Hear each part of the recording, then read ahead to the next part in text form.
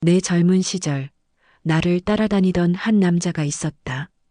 그는 이미 어린 아들이 있는 이혼남이었고 세상살이에 지쳐버린 듯한 얼굴을 하고 있었다. 처음 그를 만났을 때 나는 솔직히 불편했다. 나와는 전혀 다른 인생을 살고 있는 사람이라는 느낌이 강했고 무엇보다 아들이 있다는 사실이 마음을 무겁게 했다. 어린아이를 둔 남자와 우리는 각자의 상처를 안고 있었다. 하지만 나는 그에게 솔직하게 말했다. 미안해요.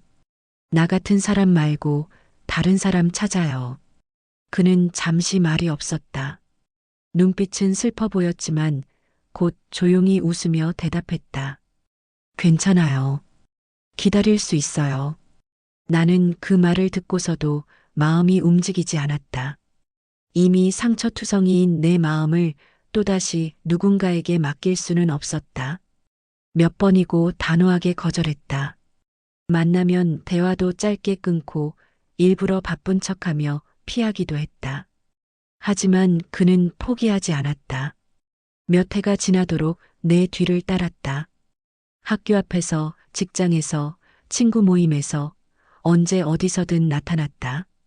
처음에는 짜증이 났다. 도대체 왜 이렇게까지 하는 거지? 마음속으로 한숨을 쉬며 거리를 두었지만 그럴수록 그의 진심이 조금씩 드러났다. 그는 나에게 선물을 주거나 소소한 배려를 보여주거나 나의 기분을 살피며 조심스럽게 다가왔다. 그러나 무엇보다 나를 쫓아다니는 그의 끈질긴 태도가 마음을 뒤흔들었다. 나는 혼란스러웠다. 그를 좋아하지 않았음에도 불구하고 그의 존재가 점점 내 일상에서 큰 비중을 차지하고 있었다. 혼자 있을 때면 그가 문득 생각나고 혹시 오늘도 나를 기다리고 있지는 않을까 하는 마음에 가슴이 두근거렸다. 하지만 동시에 두려움도 컸다. 이 사람과 함께하면 내 삶은 어떻게 될까? 아직 경험이 부족했던 젊은 나로서는 그의 과거와 책임, 그리고 내 미래를 감당할 자신이 없었다. 그의 행동은 종종 나를 당황하게 했다.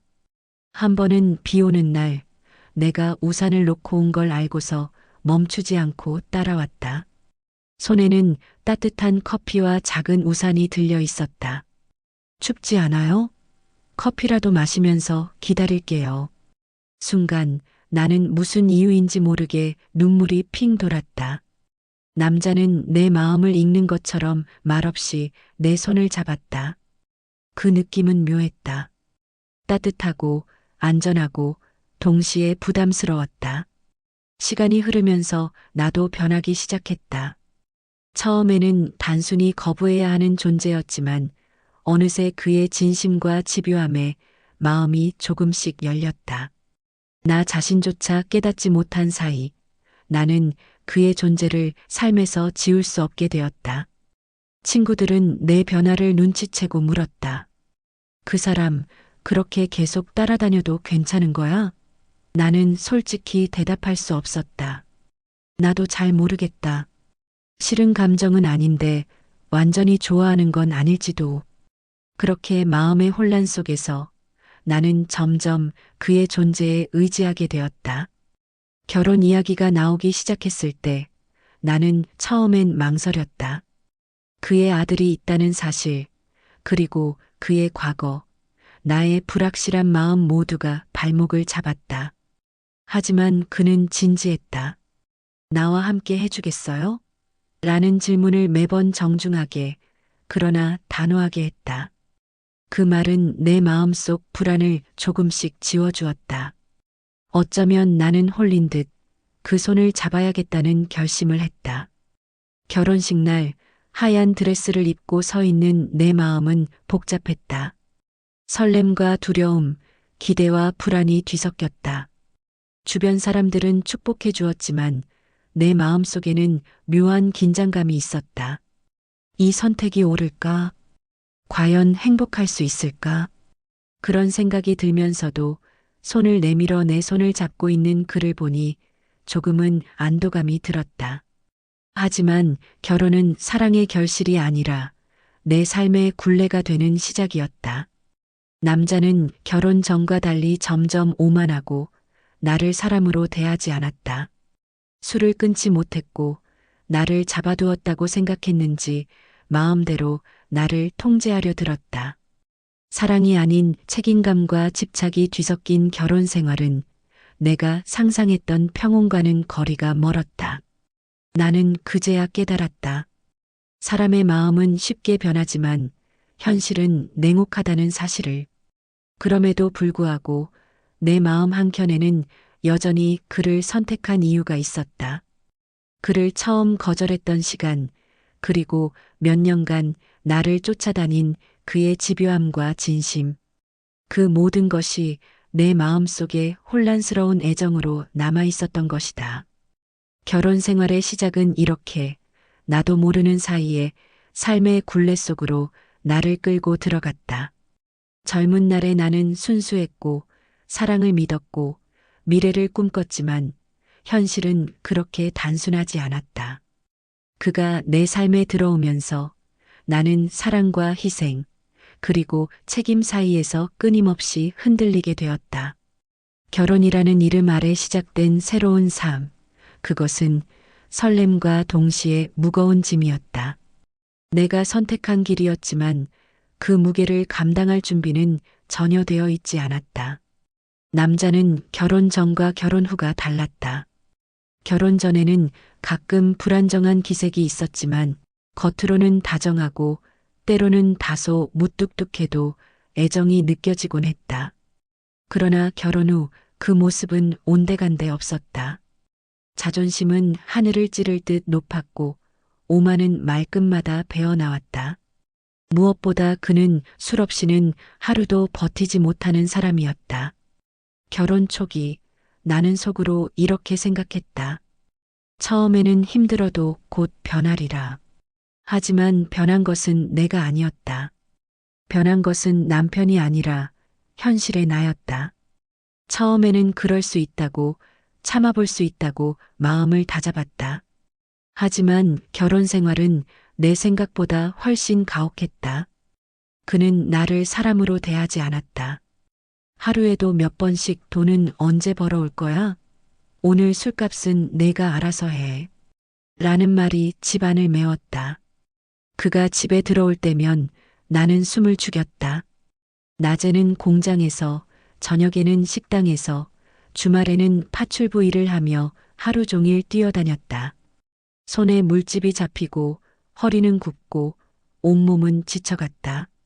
그런데 집에 돌아오면 나를 기다리는 것은 사랑의 눈빛이 아닌 술에 취한 남편의 고함뿐이었다. 그의 술병은 점점 심해졌다. 처음에는 주말이나 저녁만 취했지만 점차 낮에도 술을 찾았다. 소주 한 병, 맥주 몇 캔. 술 냄새가 집안을 가득 채웠다. 나는 그 냄새를 맡을 때마다 마음속 깊은 곳에서 두려움과 분노가 동시에 치밀어 올랐다. 하지만 속으로만 참았다. 밖에서 일하며 벌어오는 돈이 없으면 남편과 집안은 돌아가지 않을 것이 뻔했기 때문이다. 그렇게 몇 년이 흘렀다. 매일이 반복되는 고된 노동과 술에 취한 남편의 고함 속에서 나는 서서히 마음을 닫았다. 감정은 이미 소진되었고 살아가는 것만으로 버티는 상태였다. 친구들과 가족에게도 숨죽여 얘기할 뿐 속 마음을 털어놓을 힘조차 없었다.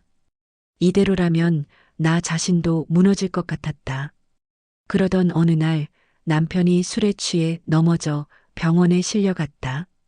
처음에는 그저 짜증이 났다. 또인가 마음속으로 중얼거렸지만 병실 침대 위에 누운 그의 모습을 보고 있자니 감정이 억눌려 터져 나오지 않았다. 그는 눈을 감고 있었고 숨소리만 가늘게 들려왔다. 그러나 그는 마지막 순간까지 나를 바라보지 않았다. 그저 자기만의 세계 속에서 죽어가는 듯했다.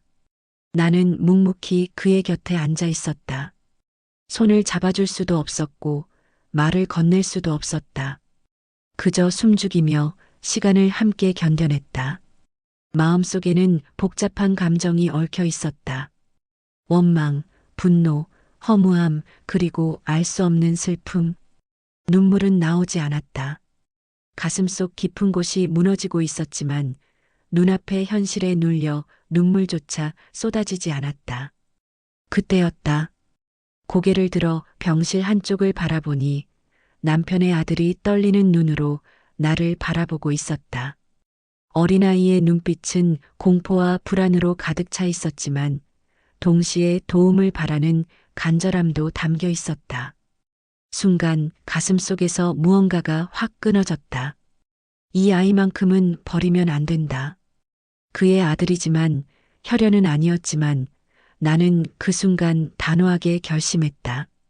이 아이를 내 자식으로 키우겠다. 그날 밤 병실 복도에 홀로 서서 나는 오래도록 눈을 감았다. 세상은 차갑고 사람은 믿을 수 없고 미래는 불투명하지만 적어도 이 아이만큼은 내가 지켜야 한다는 생각이 내 삶의 중심이 되었다. 누구도 대신할 수 없는 책임감이 내 가슴을 짓눌렀지만 동시에 묘한 안도감도 느껴졌다. 그 후 집으로 돌아오는 길 내내 머릿속에는 아이와 남은 미래가 스쳐갔다. 내가 이 아이에게 줄 수 있는 것, 해야 하는 것, 지켜야 할 것들이 수없이 떠올랐다. 돈, 사랑, 안정, 교육, 그리고 무엇보다 삶의 희망. 나는 결심했다. 내 손으로, 내 힘으로 이 아이를 행복하게 만들어야 한다고. 그리고 나는 알았다. 결혼이라는 이름으로 얽힌 삶이 끝났지만 진정한 삶은 이제부터 시작이라는 것을. 남편의 죽음이 남긴 허무함과 공허함 속에서도 내 안에는 새로운 책임과 사랑이 생겨났다. 그것이 바로 내가 살아가는 이유가 될 것임을. 집으로 돌아온 그날 밤 나는 아이의 방문을 살짝 열어보았다. 작게 숨을 고르며 잠들어 있는 아들의 얼굴을 바라보며 마음속으로 다시 한번 다짐했다. 힘들어도 외로워도 포기하지 않겠다. 널 내 품에서 지켜주겠다. 그날 이후 내 인생은 완전히 아이의 인생이 되었다. 남편이 떠난 공허함, 나를 막다른 골목으로 몰아넣은 지난 세월의 고생들은 모두 뒤로 밀어두고 내 하루의 중심은 오직 아이였다. 아이가 원하는 것은 무엇이든 해주고 싶었다. 엄마, 저 이번 주말 친구들이랑 놀러 가요. 아이가 설레는 목소리로 말하면 나는 그 순간 무거운 몸을 일으켜 억지로 돈을 마련했다. 손에 물집이 잡히고 허리가 휘어져도 아이의 행복한 얼굴을 떠올리면 모든 피로가 사라지는 듯했다. 공부를 더 하고 싶다거나 배우고 싶은 것이 생기면 나는 망설이지 않았다. 엄마, 나 공부 더 하고 싶어? 라는 아이의 간절한 말 한마디가 내 심장을 울렸다. 나는 두말 없이 허드렛 일을 더 구했다. 낮에는 공장에서, 밤에는 식당에서, 주말엔 이웃집 일까지 맡아 하며 돈을 모았다. 세상은 내게 고생을 안겼지만 아이만큼은 부족함 없이 자라게 하고 싶었다.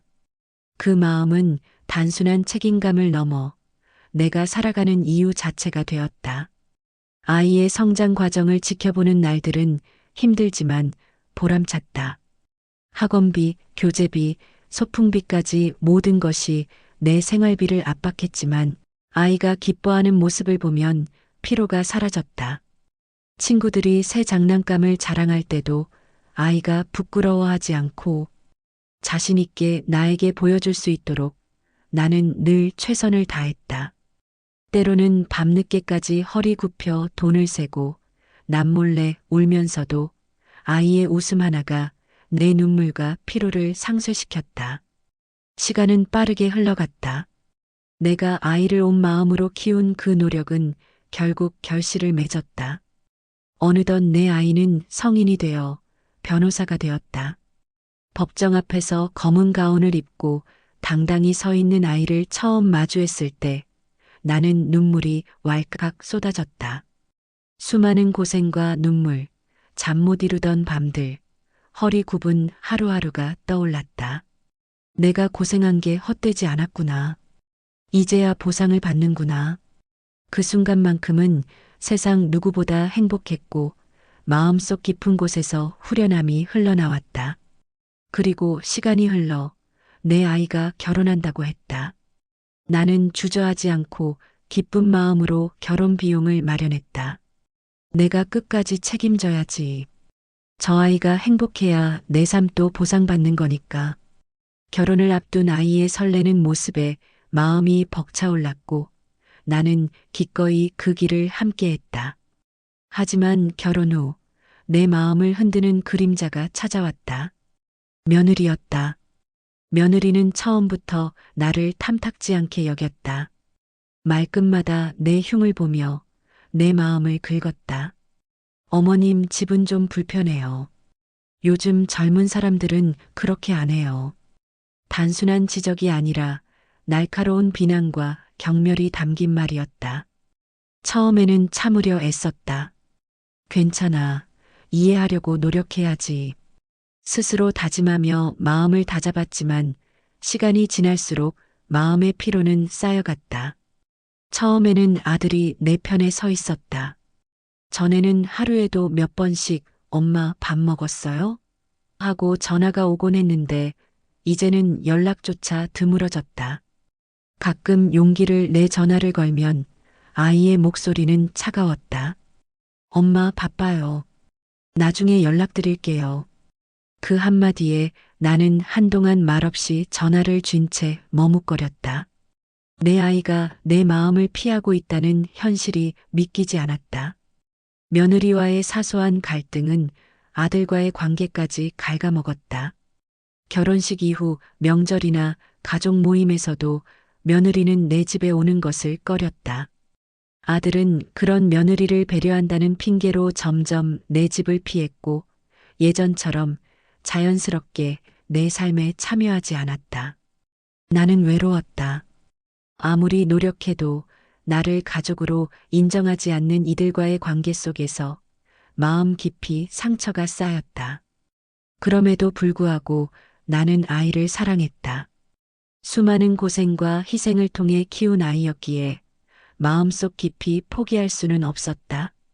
다만 내 마음 한켠에는 허무함이 자리했다. 사랑과 희생으로 세상을 버텨왔지만 정작 내 삶을 함께 나눌 가족은 멀어져 있었다.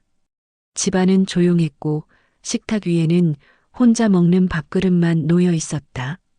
가끔 거울을 보며 나는 스스로에게 물었다.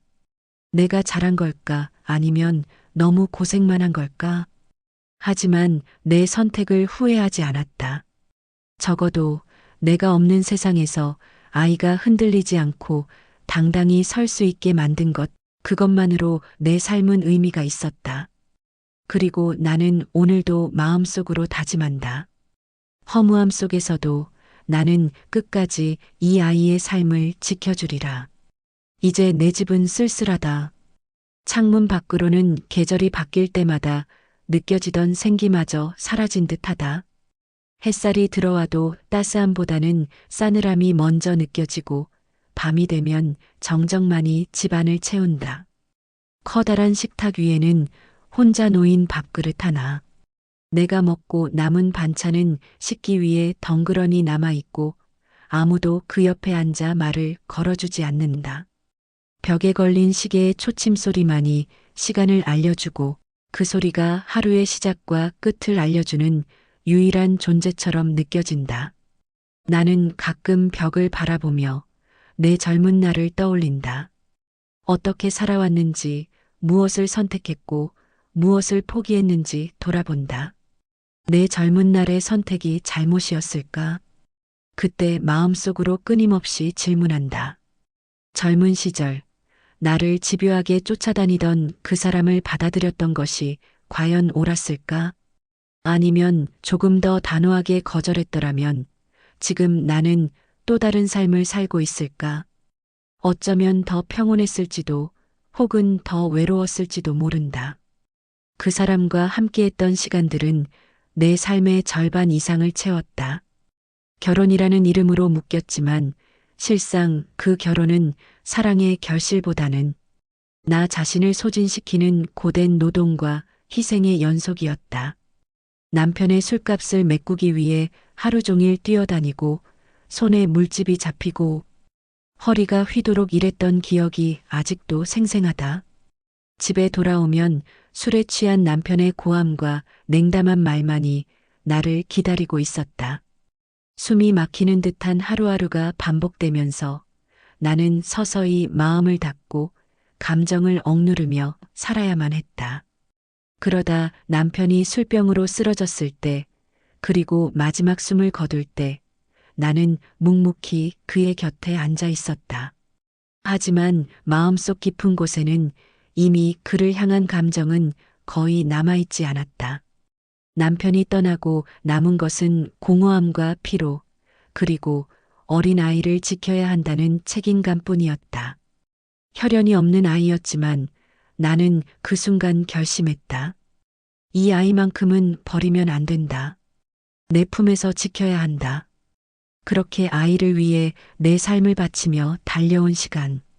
낮에는 공장에서, 저녁에는 식당에서, 주말에는 허드렛 일을 찾아가며 돈을 벌었고 아이가 원하는 것은 무엇이든 해주었다. 공부하고 싶다, 여행 가고 싶다, 갖고 싶은 것이 생기면 나는 허드렛 일을 늘려가며 그 모든 것을 채워주었다. 아이가 기뻐하는 얼굴을 볼 때마다 그 순간만큼은 모든 고생이 사라지는 듯했다. 세월이 흐르면서 아이는 성장했고 내 노력과 희생은 결실을 맺었다. 변호사가 된 아이의 당당한 모습, 법정 앞에서 검은 가운을 입고 서 있는 모습은 내 삶의 가장 큰 보람이었다. 눈물이 저절로 흘렀다. 내가 고생한 게 헛되지 않았구나. 이제는 보상을 받는구나. 그 순간만큼은 세상 누구보다 행복했고 내가 버틴 모든 시간과 노력이 의미 있는 것이 되었음을 깨달았다. 그리고 아이가 결혼한다고 했을 때 나는 기쁜 마음으로 결혼 비용을 다 준비했다. 내가 끝까지 책임져야지. 저 아이가 행복해야 내 삶도 보상받는 거니까. 결혼식 날 아이의 설레는 얼굴과 며느리의 처음 만남, 신혼집 준비 등 모든 것이 내 마음을 벅차게 했다. 나는 기꺼이 모든 부담을 짊어졌다. 하지만 결혼 후 내 마음을 흔드는 그림자가 나타났다. 며느리였다. 처음부터 나를 탐탁지 않게 여기며 집안의 작은 일에도 비판과 불만을 쏟아냈다. 어머님 집은 좀 불편해요. 요즘 젊은 사람들은 그렇게 안 해요. 말끝마다 내 흉을 보고 내 마음을 긁었다. 나는 꾹 참고 며느리의 눈치를 보며 상황을 피하려 애썼다. 하지만 시간이 흐르면서 아들도 변하기 시작했다. 전에는 하루에도 몇 번씩 엄마 밥 먹었어요? 하고 전화하던 아이가 이제는 연락조차 드물었다. 가끔 용기를 내 전화를 걸면 엄마 바빠요. 나중에 연락드릴게요. 라는 차가운 한마디만 돌아왔다. 그렇게 나는 점점 외로워졌다. 집안은 조용하고 명절이나 가족 모임에도 혼자만 남는 경우가 많았다. 커다란 식탁 위 혼자 놓인 밥그릇은 매번 내 마음을 찌르는 듯했고 벽에 걸린 시계의 초침 소리는 내 하루의 고독을 반복적으로 알려주었다. 젊은 날에는 사랑과 희생으로 버텼던 시간들이 이제는 허무함과 외로움으로 다가왔다. 그럼에도 불구하고 나는 후회하지 않았다. 내 선택이 옳았다고 말할 수는 없지만 적어도 한 가지는 확실했다. 혈연도 아니고 남편도 떠났지만 내가 지켜낸 아이 하나만큼은 내 삶을 증명해주는 존재였다. 아이는 내 품에서 자라 당당한 사람이 되었고 그 사실 하나만으로 나는 살아온 날들을 의미 있게 여길 수 있었다. 하지만 마음 한켠의 허무함은 지울 수 없었다. 살아온 날들은 힘들었고 고생의 기억은 아직도 마음속에서 지워지지 않는다. 집안의 정막 속에서 나는 이따금 벽을 바라보며 중얼거린다. 참 사는 게 허무하다. 젊은 시절의 선택, 나의 희생, 아이를 키우는 동안 느낀 보람과 기쁨, 그리고 며느리와 아들과의 거리감까지 모두 떠오른다. 허무함과 보람이 뒤엉킨 복잡한 감정 속에서 나는 오늘도 멍하니 시간을 바라보며 하루를 견딘다. 살아온 삶에 대한 후회는 없지만 그럼에도 세상과 사람 사이의 냉정함을 느낄 때면 삶이 얼마나 허무한지 다시 한번 깨닫는다. 다만 아이 하나만큼은 지켜냈다는 사실이 내 마음의 마지막 버팀목이 되어준다. 세상은 무정하고 외로움은 깊지만 나는 오늘도 그 버팀목 하나로 살아간다. 오늘 제 이야기를 끝까지 들어주셔서 감사합니다. 제 사연이 마음에 와닿으셨다면 좋아요와 구독 눌러주시면 큰 힘이 됩니다. 앞으로도 많은 이야기 들려드릴게요.